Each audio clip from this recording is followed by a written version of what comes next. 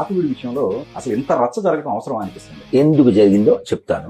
ఆ రచ్చ జరగడానికి కారణం ఏంటి? రఘురామకృష్ణరాజు గారు కాదు. ఆయన అక్కడ ఎమ్మెల్యేగా తన నియోజకవర్గంలో ఓ పాడైపోయినటువంటి రామాలయాన్ని పునరుద్ధరణ చేయాలనుకున్నారు. శ్రీరామనవమికి వెళ్ళారు. వెళ్ళినప్పుడు ఏం జరిగిందో మనం అందరూ చూసాం. అరుపులు, దాడులు, కర్ర మేకులు. ఎవరు తీశారు ఇదంతా? మతం మారిన మనకే పుట్టిన గొర్రెలు. ఎవరు బయట దేశం నుంచి ఎవరు రాలేదు. కేవలం బైబిల్ ఎక్కడం వల్ల దిగజారినటువంటి వాళ్ళు దాడి చేశారు. మళ్ళీ దానికి కులం పెడుతున్నారు. బైబిల్లో కులం లేదు కదా. నేను గర్వంగా చెప్తాను, పనికిమాల బైబిల్ కి నాకు సంబంధం లేదు. దాంట్లో ఉన్న పేర్లు నాకు అవసరం లేదు. దాంట్లో ఉన్న పద్ధతులు నాకు అవసరం లేదు. ఇప్పుడు ఎవరైనా క్రైస్తవుడు చెప్పగలరా? మన దేశంలో నాకు హిందూ ఆచారాలు నాకు అక్కర్లేదు అని చెప్పగలరా? ఎందుకని? వాళ్ళ అమ్మ చేరగలదు. వాడు ధైర్యంగా నేను ఈ మతాన్ని అనుసరిస్తున్నానండి, హిందూ మతంతో నాకు పని లేదు, ఈ కులాలు నాకు అక్కర్లేదు, దీని మీద వచ్చేది నాకు అక్కర్లేదు, ఏసేనోడు మా పెడతాడు, వాడు సర్వసముద్రుడు, వాడు మాకు కూడెట్టలేని అంత దిక్కుమాలినోడు ఏం కాదు, మాకు పేరంటే పెట్టలేపోయాడు కానీ కూడెట్టగలడు, మీ హిందూ మతం మాకు అక్కర్లే అని దమ్ముతో చెప్పేవాడు లేడు. ఎందుకని? అక్కడ వేసి చావట కాబట్టి ఇలా పెట్టలేదు కాబట్టి. అది ఒప్పుకోలేక ఇది పెంటమ్మా పాట మార్చేనా? అది పెంటమ్మే. ఆ పెంటమ్మ రాములు వారి మెల్లో వేసిన దండ తీసేసింది. ఎందుకని? ఆవిడకి పెంట ఎక్కింది, పెంట బైబిల్ ఎక్కింది అన్నమాట.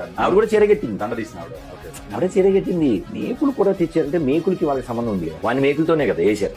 రాజద్రోహి అంటే బ్రాకెట్లో వేసాను. నేను చెప్పలేదు సుమా, బైబిల్ చెప్పి. ఒకసారి తెలుగువాడు ఇంకోసారి తెలుగువాడిని మేకులతో కొట్టేయాలి, చంపేయాలి, అంత మూడు ఎందుకు వచ్చిందంటే బికాజ్ ఆఫ్ బొగడ బైబిల్. పైన ముసుగేంటి? హిందూ ముసుగు, లొసుగేంటి? క్రైస్తవం.